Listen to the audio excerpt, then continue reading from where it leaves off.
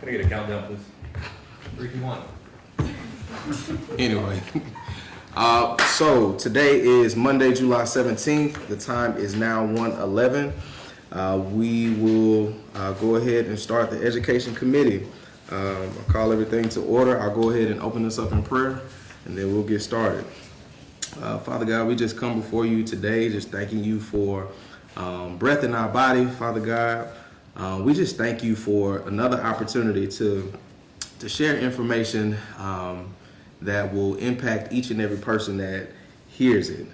We thank you for our presenter today and the information that she's bringing forth. And so we just thank you for it being beneficial and edifying to everyone. And so we just praise your holy name. In Jesus' name we pray. Amen. Amen.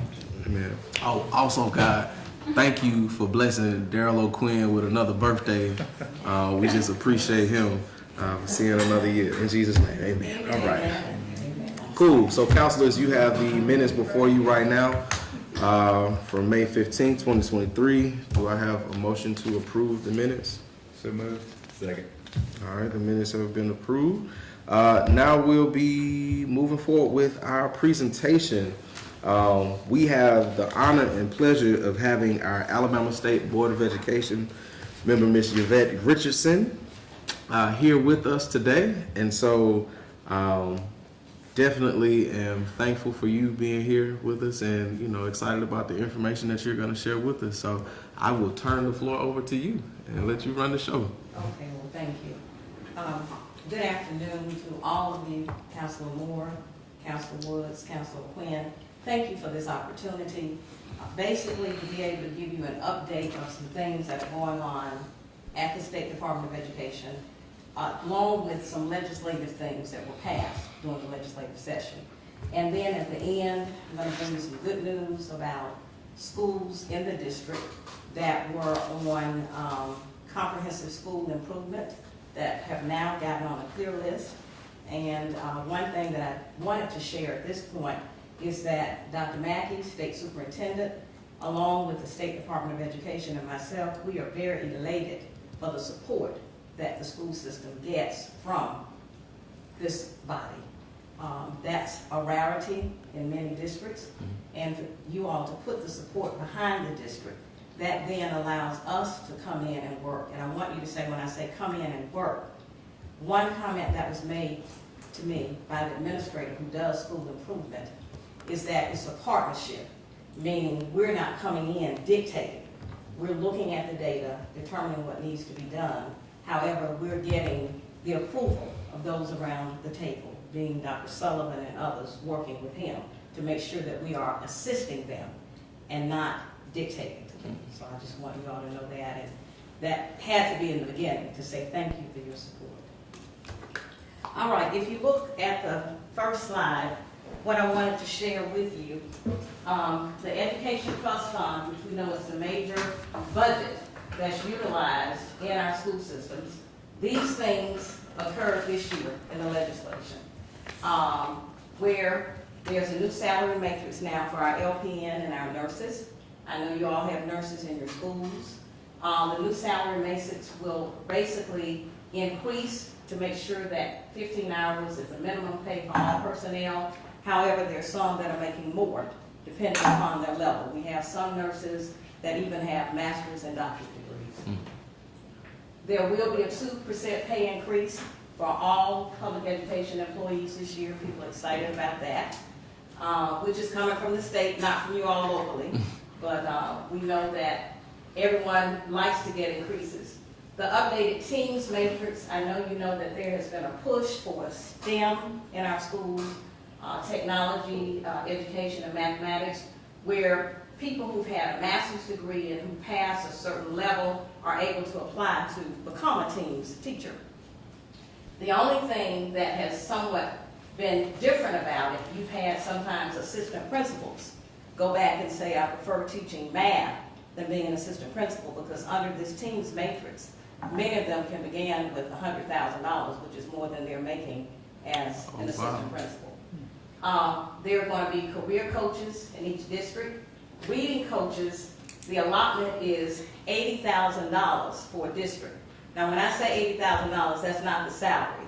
That includes the amount for salary and their fringe benefits. And we know fringe benefits, health insurance, the days that they're out, and all of those. However, the local school district determines where those coaches will go, but it should be enough for each school.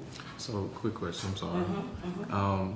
You said that each district gets a reading coach. Is there a number of reading coaches that? Basically K through 3. K K through through 3 for right now because of the Literacy Act, which I'll talk about, being full implementation next fall. Yes, ma'am. With math coaches, overall, there was a $25 million allotment that was put in the budget by our legislatures because we know that the Numeracy Act is going to be implemented within time. Now, one thing I want to clarify is when you hear the Literacy Act, we know it relates to reading.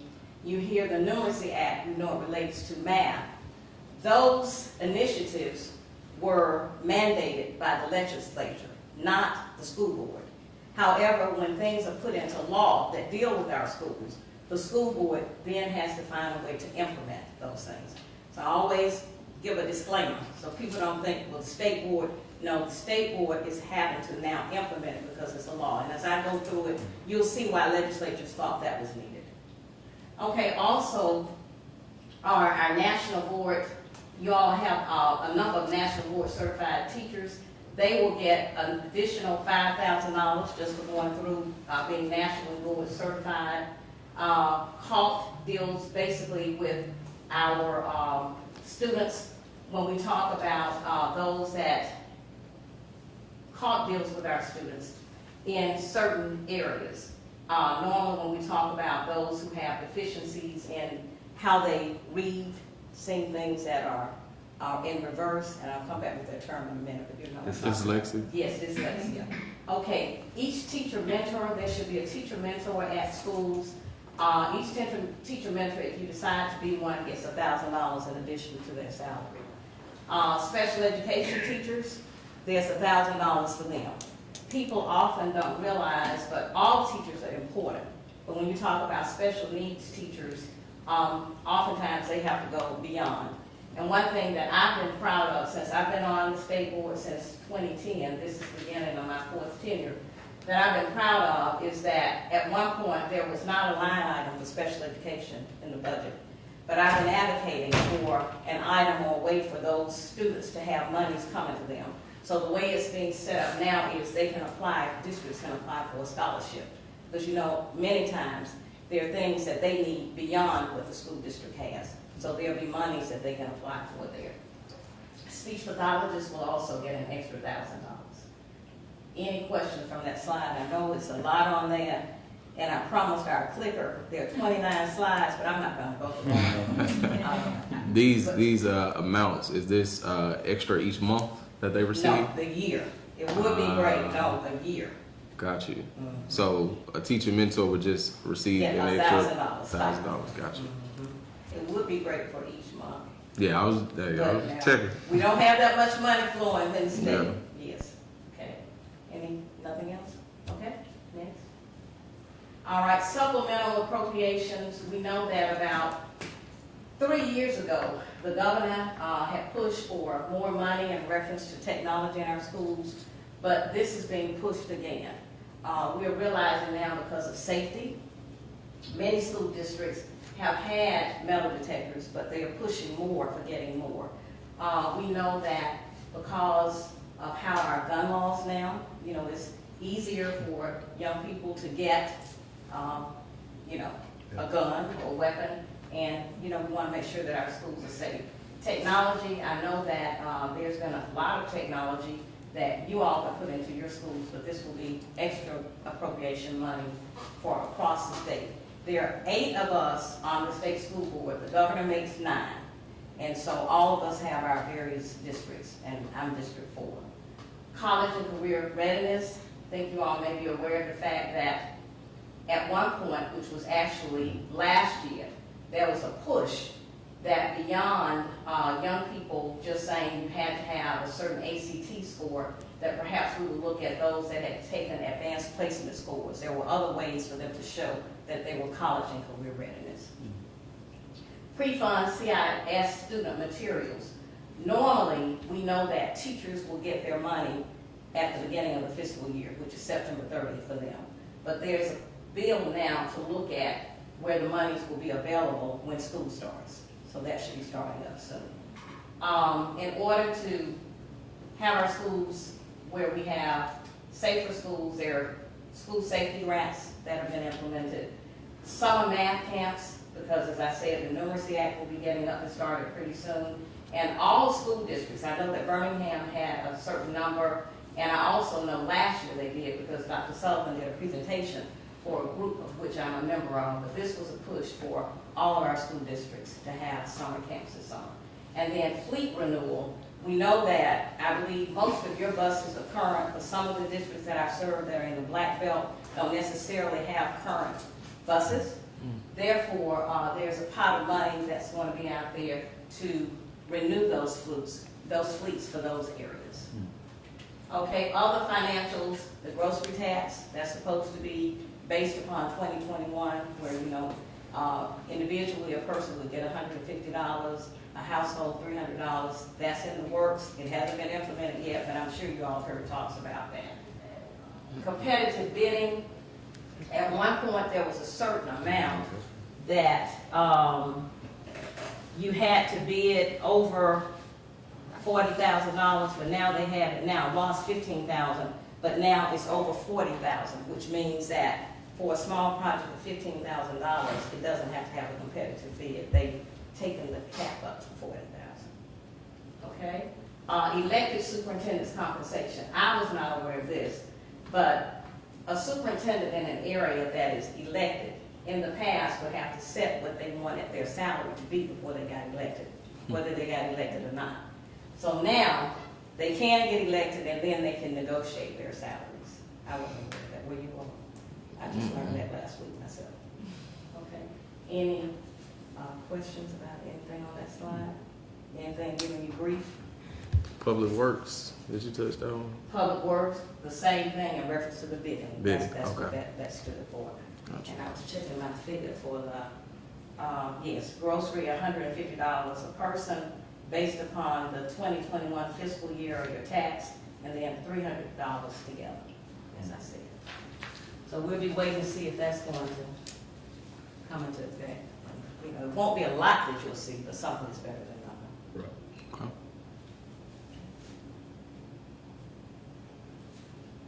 Okay. Okay, this is a long list, so I'm just gonna hit, and if I don't hit one that you want me to, I'll go back to it.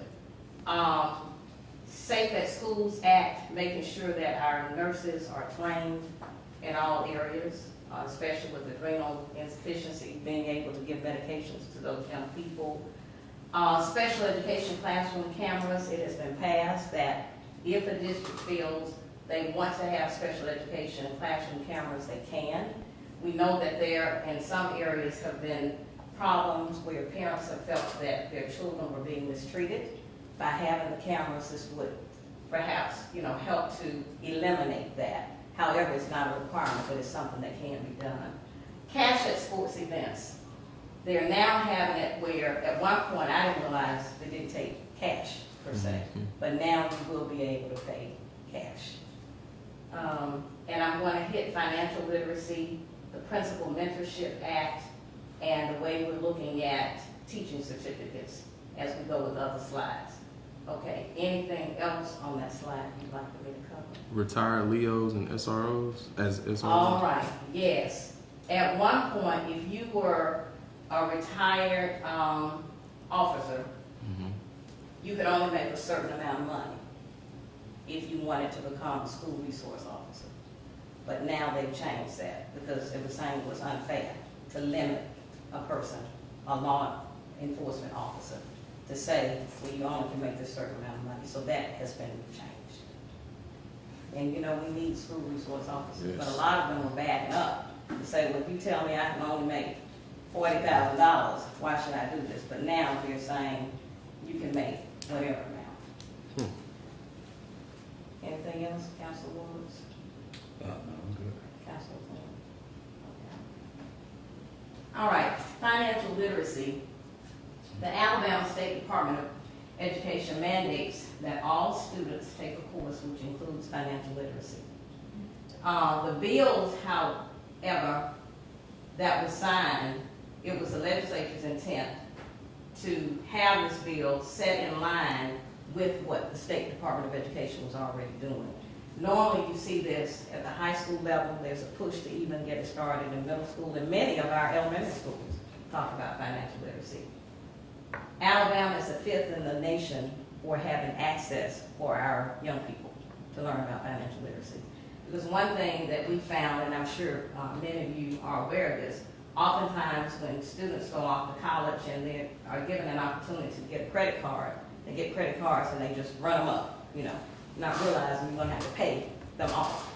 So by giving them access to financial literacy, it talks about them being able to learn how to save and also manage their monies. Now, what the legislature wants us to do is to create, when I say we, the State Department, an exam that would test the standards to see if the students have passed the financial literacy course. So, just basically things about budgeting and those types of things. And that was mandated by whom, counselors? Trying to see if you are paying attention. Legislature. Thank you. You get an A. You do. You ought to say anything. But I know you do. Okay. And then school districts will then provide exam results to us on a yearly basis. All right. The Principal Mentorship Act, I think, is very important because it's a new mentoring program that will be developed for new principals. And this just passed in the spring. There's a leadership academy that's going to be developed. And right now, when we met on last week, it was basically discussed that applications are being taken in now to determine the design team, the people who are going to be on there. So it was just passed in the spring, and now we have a responsibility of putting together the design team, and then from there, having a comprehensive professional learning plan that we would want new principals to have. However, the funding for this will begin in spring 2025. And the rationale behind this, oftentimes people don't realize, you hear people say, well, the teachers aren't doing this, the teachers aren't doing that. Well, we know that the buck does stop oftentimes with the teachers. However, the true leadership in the school begins with the principal. So it, has been identified by the legislatures that we need to look at perhaps mentoring our principals. I realize that as with teachers, we say sometimes, some teachers are called and some teachers just go. So those that just go, we mentor them. The same way with principals. Some people look at the fact, being promoted, I'll make more money, but with a promotion and with leadership, you have to be able to lead people in order to get things done. So I think that this is a great initiative, and looking forward to seeing it get implemented in 2025. But you see, it's not something that's going to be hurriedly done. Steps are going to be taken to make sure that it's done so that it will be effective. All right, teaching certifications. Well, you all know that there is a teacher shortage, not just in Alabama, but nationally. So there have been ways that we've been looking at various teaching certificates. You all are very familiar, I know, with the emergency teaching certificate, where if I graduate from college or university and I have a degree in math, and Dr. Sullivan hires me for math, and I commit to work for the school system for 3 years and pass the praxis for math, that I then can get a certificate. We're all aware of that way. However, there are other ways that are being put into effect. Last year, the state board looked at an alternative score on the praxis, just to try to get people in to teach. And in line with that alternative score, they still, though, at some point after 2 years, would have to pass the praxis and make the required score. So, we're basically, and you'll see it, the slide is going to come up with that, looking at ways to try to get more young people involved. Any questions? Okay. And let me say why I say that. Oftentimes we forget, but you wouldn't have an attorney, a doctor, or any profession if there were not a teacher. And you know, I think at one point, the teaching profession was given more recognition, but people don't realize we all have to be we have to have a teacher, we have to be taught, irregardless of our profession. And we forget that though. All right, Education Trust Fund, Rolling Reserve Act, they're looking at various educational opportunities for the Reserve Fund, but I'm going to talk to you about the Alabama Literacy Act, the charter schools, and the Alabama Accountability Act and how that is changing Literacy Act. All right, with the Literacy Act, one thing that we're looking for is that with the Literacy Task Force, this time they're adding the director of ARI to be a member of the Literacy Task Force. There are also going to be 7 new members who must be public K-12 teachers. There will also be 2 at-large members that will serve as chair and vice chair. And you can see that one will be appointed by the President Pro Tem and then another by the Speaker of the House. They serve 4-year terms, and one thing that I will say that I take pride in is that I'm oftentimes, not necessarily on this committee, but given an opportunity to ask for people to serve. So I try to look at all of my 7 school districts and I have 7 counties and 14 school districts to try to equally make sure that there's representation.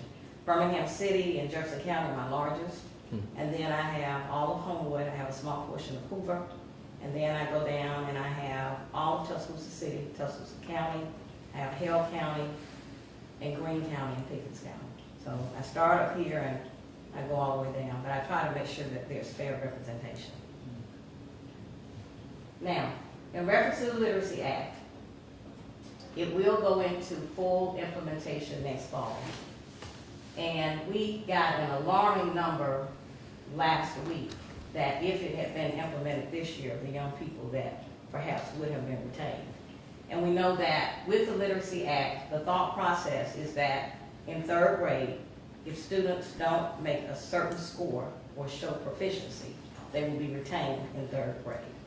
Now, we have to keep in mind that we've gone through COVID, and there have been learning losses.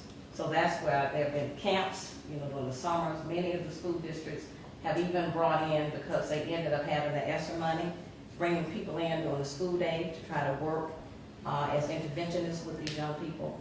Along with that, we also realize that what's going to happen in the fall if a child does not show proficiency? Well, there are things that have been put in place. One is that the student, with the development of the teacher, can work on a portfolio. And the portfolio will allow them to go through and find ways to try to help the child pass. Because if not, just think about 3rd graders. If you just don't pass this test, you're going to be at this level a long period of time. So the State Department and State Board, we're looking at alternatives so that students just won't get stuck. Now, there were, I guess, talk about additional resources coming from the state. Kind of Yeah, and that's why I mentioned, with after-school care programs, additional resources have been coming. And then even if, districts have been asking for help through ARI, the Alabama Reading Initiative, those people going around working with reading coaches, and if, they're asked to come into the schools. And I know that our colleges and universities, so that we're trying to make sure that you have a better product that's getting out into your school districts. We have had, the reading initiatives, people to come in to work with young people. And I know that's been happening all throughout the state. Because the science of reading is what they're pushing, instead of whole language. Many of you were raised on whole language. Now they realize whole language is fine, but it's more tied into phonics and the science of reading, what they call the Big 5. So it keeps changing. Never heard the science of reading. But that's what this Literacy Act is based upon, the science of reading. Science of reading. Yep. Okay. Doing it right. Anything else? Okay. Thank you. All right, the Alabama Accountability Act. And basically, scholarship amount for students from $6,000 to $10,000 per student in all grades, basically looking at how we can improve. However, I think the biggest thing that we've been pushing for is removing the title of failing schools and non-failing to priority and qualified. Because, you know, oftentimes, if you say failing, you know, it makes me think I am failing. But at least getting that terminology out. The lowest performing schools normally would have to have a D and an F and not in the bottom 6%, because what we realize is if you're in the bottom 6%, I may get out counseling work. The next year, somebody else is going to be in. So we found out that we continue to have a bottom 6%. When the legislatures made this law, they did not realize this, or this act. But now, looking more at what you see on the report card, and I'm sure you all, you know, have seen the report cards of it being more of a grade, D and F, instead of saying you're on the bottom 6%. Because I know there are some schools that I'm going to mention today that in Birmingham that were in the bottom 6%. They get out, that one gets out, then another one gets in, when you just look at the grade. So this basically sets a actual bar or threshold and cleared it. So like, I think the old system was something, you know, it was just basically order of ranking. Yes. And if you were in that bottom ranking, you were That's right. failing no matter what. And so now you have In the a bottom threshold. 2% threshold to look at the D or the F. You know? Okay, so is that just a change in what you're calling it? Language. Well, and the language as far as failing, you know, to, and non-failing to basically priority. You're working with priority schools Right. and those that are qualified. Well, I guess like the lowest performing one. And so, I And guess the if you lowest look at it one- like everybody made a C, but if you had the lowest 6% of C's, you were considered failing. Well, right. Yeah. So we'll see how it works. But these are the, you know, the caveats that are coming from the act at this time. But these are changes that we have been pushing for over a period of time, and basically just trying to see if that will work. Because, you know, it's like a self-fulfilling prophecy. If you tell me I'm a failure, you know, I may not be, but over the course of time, you continue to tell me, I start believing I'm a failure. And vice versa. All right, charter schools. Okay. Well, we know that we now have legislation to make sure that there are charter schools. And you know, there are several that you all have in the Birmingham area. The governance realignment is something that's new. Because at one point, the charter school governance was at the Alabama State Department of Education. However, this year, the legislators pushed and they approved that they're gonna have their own office. So they'll end up having their own person to oversee the charter schools. The restructuring of appointments, that's something that then Charter School Commission will be working on, because as it stands now, when people come up to be on the Charter School Commission, as a State Board of Education member, we get a list and we vote on those people. We normally get a description of what, you know, they do, their profession, and those kinds of things. And oftentimes, many people on the state board may know, you know, some of them would say, well, I think this is a good person. But going forward, this is going to change because they will have their own governance. All we will have to do will basically make sure that they comply with what the public schools are doing. Now, that was one concern that many people had early on when we talked about charter schools, is that they were going to be held to different standards than the public schools. But I mean, they have to give the assessments that our young people take in public schools and all. So that will continue, but it's going to be a different office altogether. There's going to be a newly established training and orientation program, even for the people that are on the Charter School Commission. Any questions about that? So Yes. on the governance, the previous system was through the governor's office, you said? Well, through the governor's office, basically, she had so many appointments.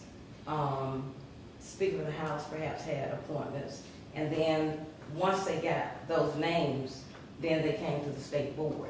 And the Right, state okay. board members then voted on it. Right, But the Charter School Commission, at this point, will have their own office, and they'll be voting on their own people. It's gonna take us out of the process, other than helping them to comply with things that are required. And when I say helping them, training their person to know what's expected. so does the state charter commission go away, or? No, it stays, that's what I'm saying. It stays, it will remain. However, the governors, they will have their own office. Okay, I got you. Yeah, no, Yeah. it will not go away. Look, there's too much power on there right now. They're not Right, leaving. right, exactly, yeah, I was wondering. No, that's not going away, but we just won't have to, basically verify. But the state standards are all the same. Yes. Everybody has to pass the same exams with a, minimum score and that Yes, sort of thing, yes, right? Yes, you're right. But that was concerned, years ago before we had them, that in some states it was not that way, but Alabama has Right. gotten in line to make sure that occurs. Okay, great question. Anyone else?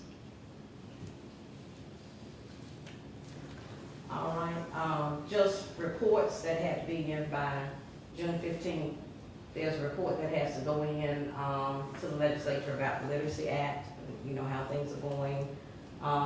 The middle school computer programming initiative, we know that we have computer programming in the high schools. However, now there's a push for middle school, so a report had to go in about that. Computer science educator training, they expect that definitely to be in high schools. A report had to go in as to how many school districts actually had computer science programs. Ironically, one district that I don't represent now, I had gotten complaints from people in that area, and then I checked and found out it was the way they had been coding their computer science program. But it is expected that in high school, they get that training. Alabama Technology in Motion, we have that program that has to go in. Alabama Math, Science, and Technology Initiative, a report has to go in as to how that's going. And then Alabama Science in Motion. These are all things that are expected to be implemented in our schools by the legislators. So because of this and their expectation, reports are due as of June 15th each year about these programs. When was this an expectation? Has this already been going Oh, on? yes, it was due on June 15th, yes, it's an expectation. Gotcha.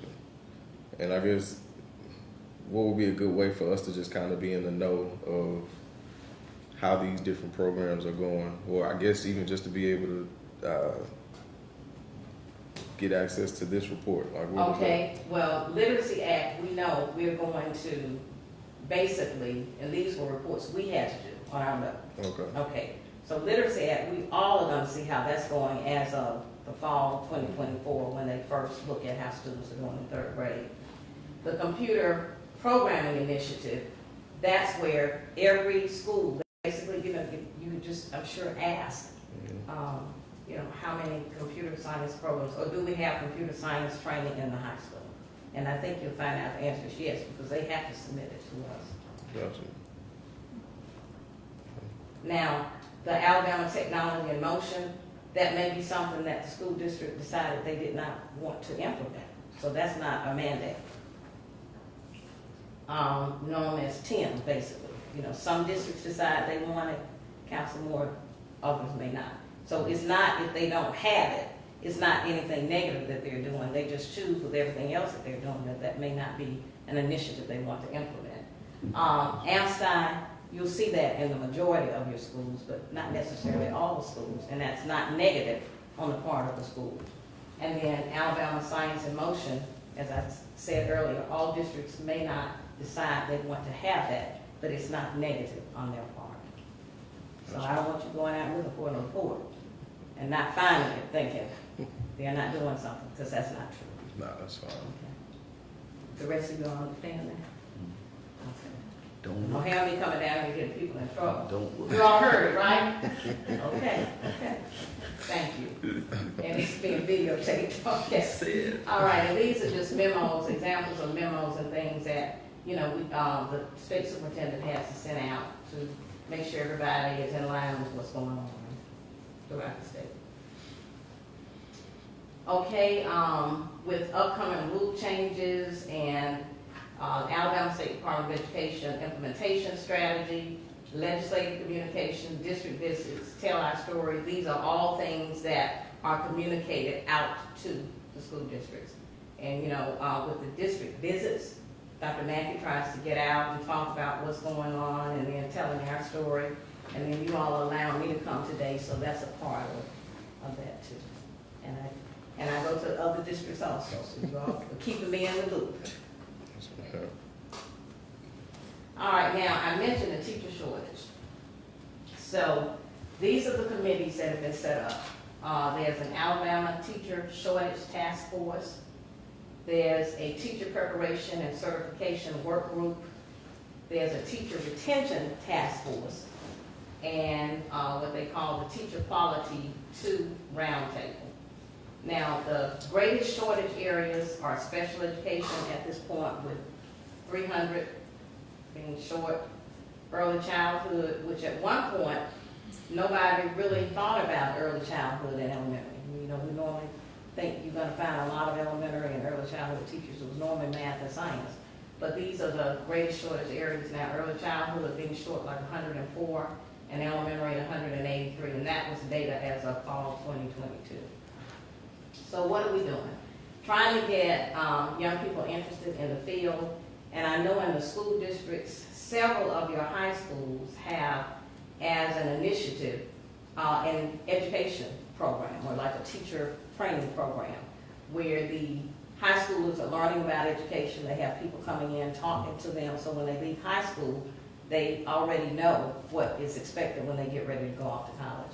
But we're trying to make sure you'll be saying announcements, trying to get people interested in the field. We're also looking at how teachers are being prepared and certified, early career support, trying to start out early once they get out teaching. So that's why you saw the $1,000 for the mentors, because you know no one just actually comes to a classroom knowing exactly what to do. So if a person is seasoned, it helps to have someone mentor them. And then career advancement, you know, when they get an advanced degree, you know, the state normally gives a stipend, and oftentimes local districts do also. And then recruitment, starting early, and then how do we retain them?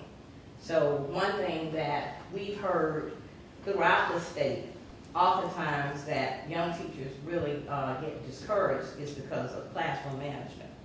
So there are initiatives that we have on the state level where, you know, that go out and work with school districts or individual schools to help young people with that area. And I do know also in colleges and universities, that's a push for us to make sure that they understand classroom management. There's a difference between discipline. You know, when some of you were in school, and I know when I was in school, you heard people talk about, well, you know, we need to have discipline. But now, discipline is important, but it's more so how you manage the classroom. So that helps with retention. One thing also that we've looked at one point, you know, teachers in Alabama starting out maybe made about $32,000. Well, now the beginning salary is $40,000, and that's on the state salary matrix. That's the lowest. They began with $40,000 now.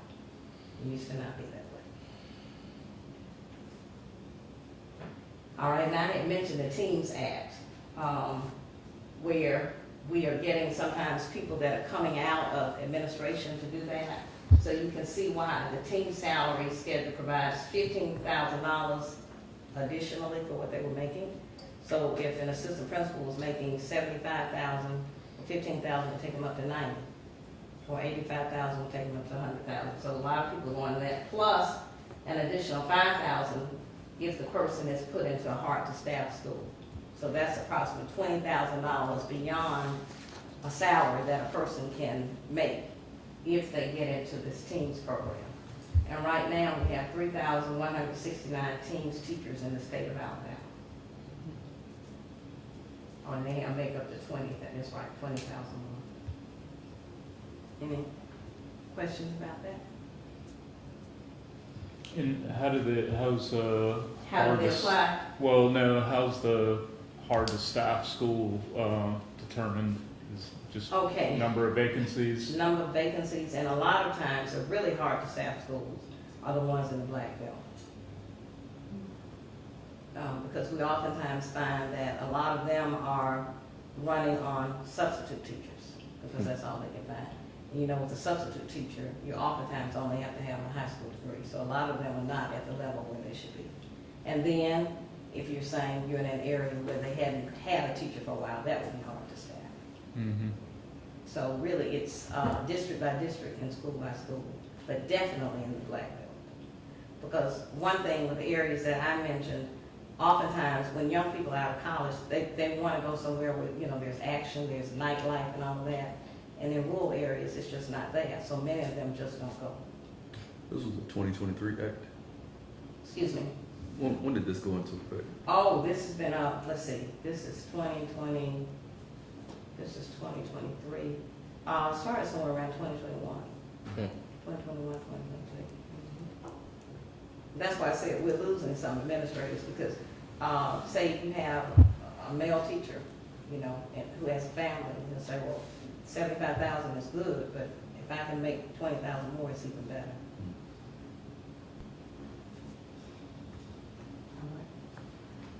Teacher shortage, I mentioned basically the modification of certain practice tests. We did that, and looking at certain numbers for initial certification. For example, an elementary education teacher has to take a practice test in the area of math, science, and social studies, and they have to make a certain score on each one. They also have to take a practice test in what's known as foundations of reading, which ties into the science of reading. So they have 4 exams that they have to pass before getting certified.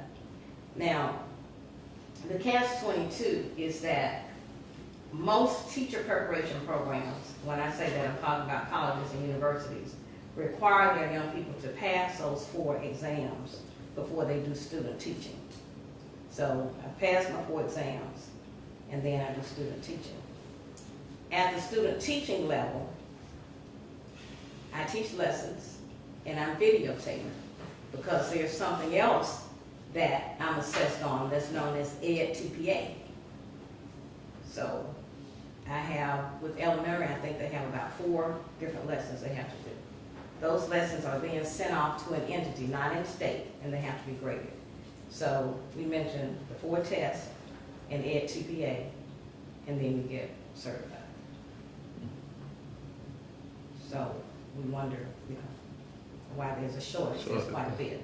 Now, we had a discussion actually last year about things that could be done, and there were some of us, and maybe in time, but I don't know, about since they gotta be videotaped in EdTPA, which assesses if you're competent in an area and your pedagogy, to allow that to determine initial certification.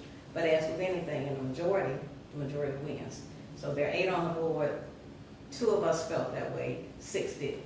So right now, we're still at that point. So what colleges and universities are doing, they're having to find ways to try to put resources in place to help people, you know, pass these tests.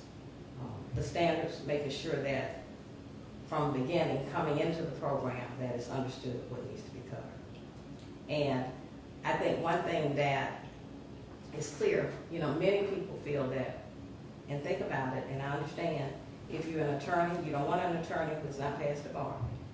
You don't want to go to a doctor who's not passed their exams. So they're saying it's the same way with a teacher. A teacher may be competent. You know, some people just don't do well on exams, but this is what's expected. So any questions? So with any kind of, you know, job shortage or employee shortage, you know, most people tend to stay where they're at, you know, like most people don't venture far from home, you know, with the exception of, you know, folks who are perhaps, you know, 18 to 25. So it's important to have programs like teams to be able to attract those people that are willing to relocate. Alternatively, you know, it would seem that like a parallel strategy could be, you know, trying to put initiatives in those areas like the Black Belt that need that type of workforce. So is there any thought towards, you know, doing those? That has been discussed, and that's why even putting with the certification where they could have the lower test scores, that did bring a few, but not many. But yes, that's what those task forces that I mentioned to you with the retention, they are looking at those kinds of things because yes, there is a shortage. I think even to the extent, as I said, we know people need to pass tests in order to show that they're proficient. However, to what level, you know? So yes, there are things, and let me be the first to say, if you have some ideas, I'd be willing to get them from you and I will give them to that task force. I mean, I think that's, you know, something that every industry, it's a challenge that every industry faces. You know, I know that there, like on a federal level, there are education debt forgiveness programs that are connected to areas of need. Like if you're willing to go to the Black Belt to do, you know, to practice medicine or, you know, they put you in a different category for. That had been mentioned and was being reviewed. Yeah.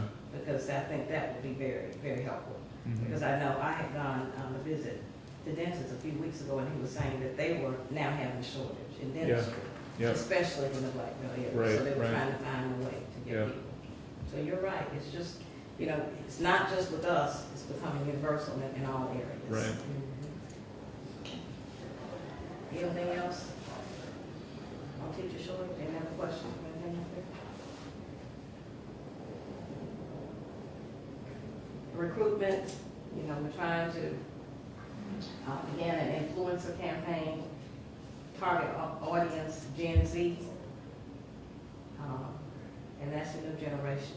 You all know your Gen Zs, right? Were you all aware of the Gen Zs? You all were, weren't you? They do things differently. You all aware, they do things differently. Okay.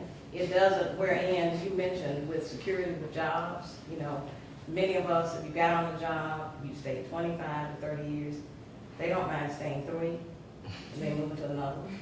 No, then when they graduate, they don't, say you may be in education, they may get a degree and decide, okay, teaching degree is great, but I don't want to teach. So they may go to Social Security, go to banking. It's totally different. The They millennials don't, you know, they start, don't tie themselves as we did. they're just copying the millennials. Right. Millennials started that. Yes, right. Well, Gen Z is after the millennials. Now, you're a millennial. Yeah, but Gen Z is after you. They think differently than you. They're just copying us. They're going back to like 30 years. on the Right. job. Okay. Okay, and then Literacy Act. Okay. Basically with letters, that's where I mentioned earlier when we were talking, we have 18,661 teachers trained in that. There are 93 regional literacy specialists and 741 local reading specialists. And Alabama has 3,452 national board certified teachers and 97 posts. And you all in Birmingham have several that are national board certified. And you know, we were excited about the Teacher of the Year last year, being from Washington K. And it had been a while. Well, I know since I've been on board where there really had been, you know, a male. So that was good.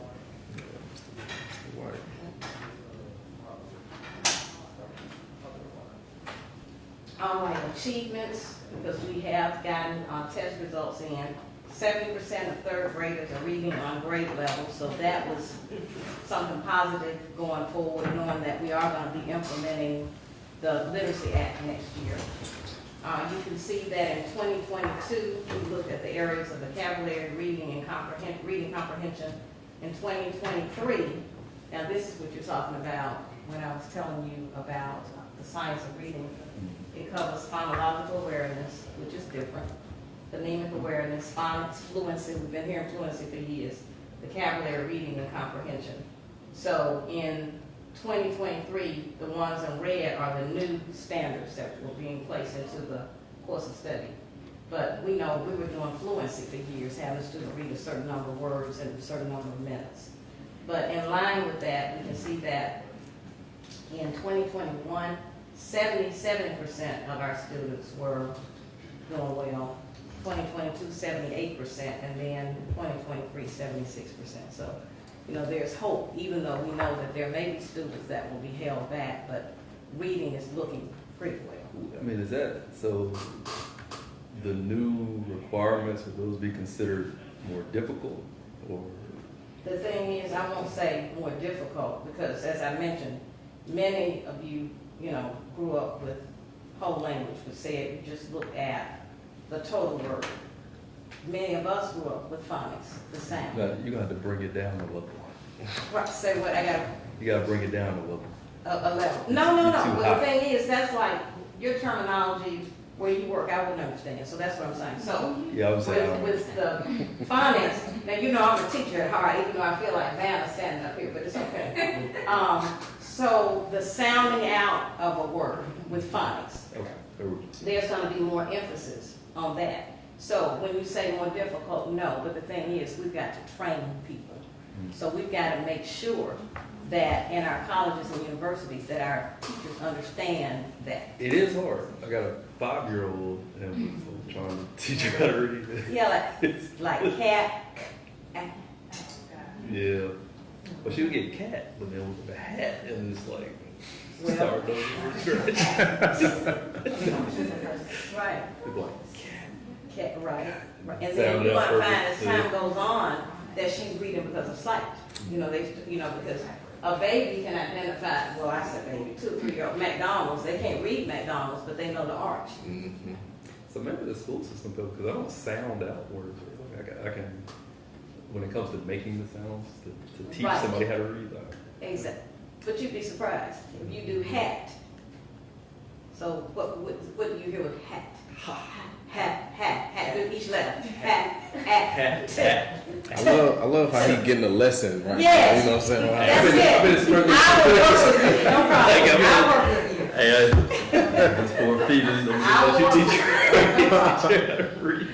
I'll work with you. No problem. Let- See, you came I through. got the book. No, but you came through whole language though. Yeah, Really. that's A what I'm saying. generation went through that because they thought that was the way, but we found out.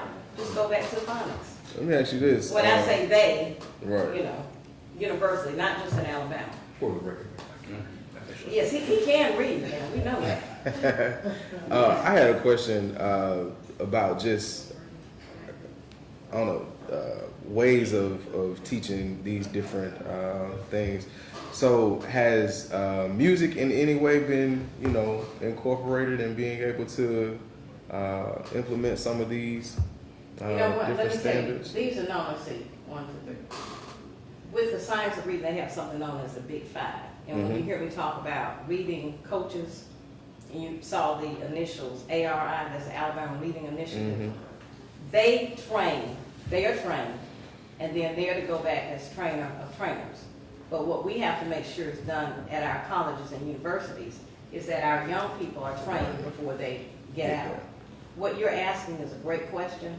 I see in time, but we've got to make sure we get the foundation first. Gotcha. And then pool. But yes, because when you think about Fluency. music, you know, you think about rhyming words, Mm-hmm. sounds. So yes, it would tie in. I'm gonna make a note of that with our music program. Yeah, nah, because I know I can with, see that. yeah, with fluency, Mm-hmm. like it helps you to keep a cadence, you know, Right. if you're sticking to, you know, just a beat. And even with, phonemic awareness, Uh-huh. hat, cat, all that type of stuff like it. That's right, that's Or right. this And is then there's sentences. songs too. Yeah. Yes, So, okay. All All right, good point. I'm gonna put that in my notes. Thank you. All right, next. All right, and gradual release of people. At one point in 2019, 52 of our schools were identified as needing full support as far as how they were performing. In 2022, 35 of these schools were removed to limited support. And you can see, full support where you had the lowest 5% by law, and then limited support, no specification by law, and then limited support 2, which is even less. And in line with that, okay, well, you can go on to the next one, and I'll talk about it. Okay, higher education task force, I had mentioned how we're having to get our colleges and universities involved, especially with the P through 3 and the reading, because it's a change in how we do things. The science of reading is now a course that we have to teach. It's actually foundations of reading. So that's having to be done with all of our colleges and universities through the state.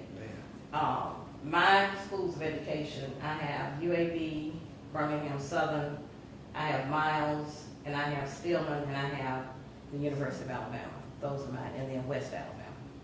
Those are my colleges and universities. But there's a push to make sure those things are being done, because the teachers have to know how to do those things in order to be able to teach the students. So I guess the last slide was speaking to the state resources that were, Yes, state Put it on the resources, ground. put it on the ground, and then people just asking, for support. And as I said, with the regional specialists, they work with the reading coaches. But I know several colleges and universities, college where I work, we ask them to come and train us on the science of reading, because even though I have taught, it's been a while, I don't teach reading, that's not one of my courses. I teach classroom management, and I teach a foundational course, a principles course.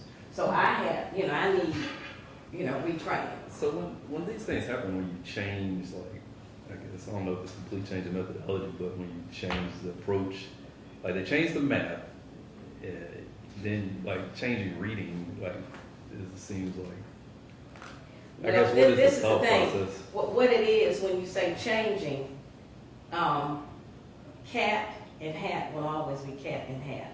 But the pedagogy of how it's taught, the strategies is what is changing. Right, so is it like, this is something that will allow them to learn quicker or more efficiently, or, I guess, what's the It's thought supposed to process? make them more proficient, because the science of reading is being discussed and utilized all throughout the United States. They just haven't found out a way to change cat and hat yet. Well, no, they're not gonna change. And then too, I tell people with math, the approaches are different. I've been in some of the schools and see how they teach math now, but 2 + 2 will always be 4. The number remains the same, but the strategy and the Please pedagogy of excuse how my you dear teach changes. Then please excuse my dear Aunt Sally. Yeah, I guess what I was hearing from you is like, if the answer is never gonna change, like, Well, have we man. not gotten to a point where we can figure out like what's the strategy? Yeah, if it's That not was like just- easier to learn it this way Yeah. or quicker to teach it this way, it just seems But like if a you think lot about goes it- into like having to change this over and retrain everybody. But if you think about with children, rhyming words, if you could make a song out of cat, hat, they like rhythm. I think told I'm you I work with I think I'm them. just bad at making sounds. No. Because that's she might can learn with you. Listen, I know, you can do it, you can do it. But you can see how higher education is also having to get involved with K-12. And then the Numeracy Act. Now, the difference in the Literacy Act and the Numeracy Act, you can advance. With the Literacy Act, we know that the students will be the ones that are being affected. It will show if you are indeed proficient or not. But with the Numeracy Act, it looks more at the teacher and the school determining where they are. So basically, each K-5 teacher who's providing instruction in math, with the support of the principal, they should dedicate an average minimum of 60 minutes per day for instruction. That's overall students, which is 164 instructional hours per year, and use what is found in the course of study as their curricula as a core. However, they can go above. And we're very excited. We do have a director now of mathematics, Dr. Anderson, Karen Anderson, and she's working hard to make sure that these things are being done, and that the fact that the legislators have put money out for more math coaches, that's going to help our schools also. And then how students with math deficiencies identified. A student who exhibits a math deficiency based on a screener assessment or benchmark assessment, because all of our schools have to do benchmarking, you know, in the fall, all throughout the year, and that helps you determine how they're going to do on the ACAP that they take in the spring. And then what happens after students are identified? So basically, they'll be provided intensive mathematics interventions, so a way to work with them.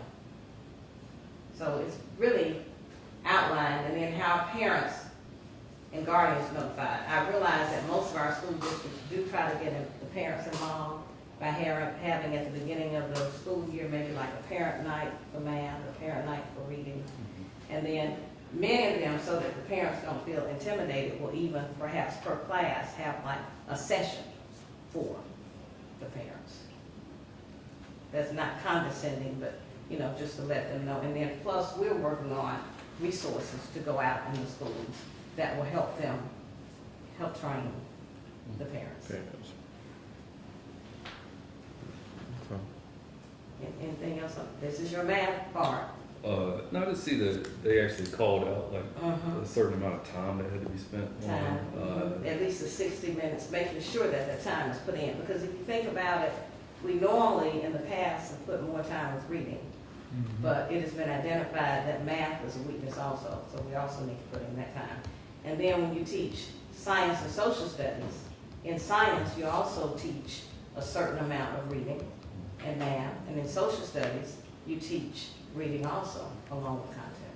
So that goes across the you know, the various areas. So like, I guess in the same vein with reading, because that's been one of the issues is having to keep up with the curriculum, even though you may have students that need more attention. So even if you had the same type of time, whether it's 20 or 30 minutes dedicated towards phonetical awareness each day, I think everybody could benefit from that. Even if they're already good at reading, you know what I'm saying? So that was just one of the complaints. I don't know if y'all have talked about like how to put in more time to teach reading specifically. Because they get kind of, you know, having to keep up with the curriculum itself, and you have to teach a certain stuff daily, and not having that time to maybe help a student that was behind and can't read. Exactly. And what many teachers began with is guided instruction. You know, when you start at the board, you have your standard phonemic awareness, what you're going to cover. You identify what that is, you tell them what it is. Then you give an assignment. So the assignment can be for a whole group lesson. But then I can pull these over in this center while I'm doing this, give them a certain amount of time, and then pull another group. And we do teach young people how to do that. But that's where it is. Being able to just rotate, because there always will be somebody who maybe doesn't get it on the first try. The light bulb doesn't come on, so they may need extra time. And then, even though I move on to social studies, guided instruction, I put it up on the board, they're working on a lesson. At a certain point, I may have a few minutes, I can go back and get Bob and hit that. There's always a good Bob. Okay. Math coaches, I mentioned them. We're gonna need to hire and train 83 coaches for the 2023-24 school year for full and limited support for schools that are at the bottom 25% of all schools. set up coaches annually from 2023 to 2024 throughout the full implementation, which is to be up to 2027, 2028. So each public school that's a kindergarten to fifth grade school with a population of less than 800 K-5 students shall be given one mathematics coach. And every public K-5 school with a student population of 800 or more K-5 students should be allocated 2 mathematics coaches. So that's what they're working on. We just got the one this year, but between now and 2027, that's what's supposed to happen. And the math teachers have to have a valid certificate in early childhood or elementary education or special education, and have a minimum of 5 years experience in those areas, and to show that they have expertise in teaching math instruction. And there's also a framework that was developed called the Alabama Coaching Framework that's supposed to help them learn how to become coaches. So just because I graduate in May doesn't mean I can become a math coach. I have to have at least 5 years of experience. Oh, hold on. And all regions have at least one coordinators with a higher concentration of coaches in high needs areas, including Birmingham, Montgomery, and Mobile. So these areas are being targeted to try to make sure help is here for you all. Any questions about that? Summer camps, I mentioned that summer of 2023, we've had camps in order to try to make sure that we get our math proficiency level up. And we'll see how that's going to translate in the fall, and with the benchmarks in the spring, and then the ACAP in the spring of next year. Timeline 2022, which was last year, the Office of Mathematics Improvement was established. And we ended up getting a director, as I mentioned. We were excited about that. 2023, there's supposed to be a school turnaround academy, and that's being worked on. And I mentioned we were supposed to hire 83 math coaches. The money is there, we just gotta get the people to fill the slots. In 2024, there will be the academic intervention framework developed, along with trying to get an endorsement that a person can get certified as a mathematics coach. And then 2026, schools that are in full support that haven't gotten a certain level of academic progress shall enter into not the individual teacher, the student, but should go into state academic intervention, the school. And then 2027, 2028, full implementation. All elementary schools will have coaches placed prior to the start of the school year. So you see, it's a plan. No one's going to become affected by the Numeracy Act immediately. There are steps to try to help them before they get there.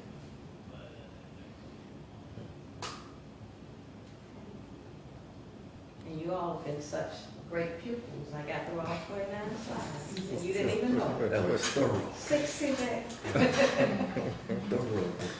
All right, any questions from me? Any questions? No, I appreciate it. There's a couple bills I was not aware of, so I definitely. Really? Yeah, definitely appreciate.